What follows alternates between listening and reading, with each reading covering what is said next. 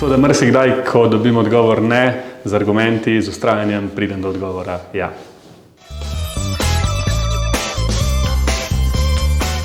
Gamification ali igrifikacija je uporaba igralnih mehanik oziroma logike iz iger, vzetih danih v drug katerikoli neigralen kontekst.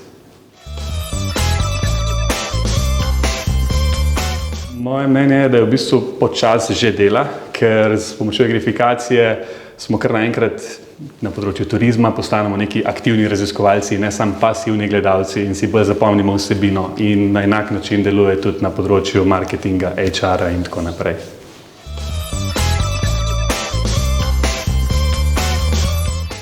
Teh, ko so dejansko bili na trgu, pa je bilo nekaj prodaje iz tega 5.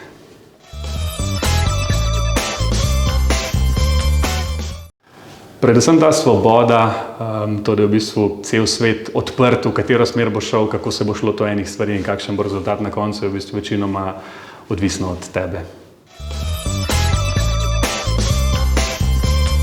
Na splošno mislim, da gre stvar vedno v pravo smer, tako da je vedno več enih velikih zgodb, kar bi spremenil mogoče edino to, da si ljudje še večkrat upamo kakšne stvari narediti ali pa iti naprej, iti v akcijo.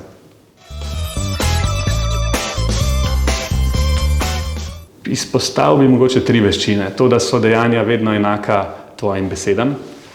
To, da si miren in čim bolj objektivno gledaš na neke situacije, ki se zgodijo.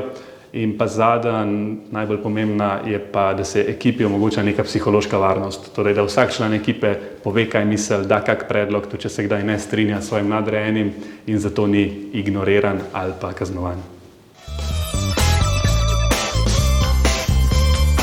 Zelo zanimivo je videti, koliko več vrat je odprtih za njih, koliko več opcij imajo in koliko bolj globalno razmišljajo že v nekih svojih začetkih, ker sebe pogledam nekaj let nazaj, nismo tako razmišljali, tako da predvsem ta nek večji pogled, bolj globalen pogled.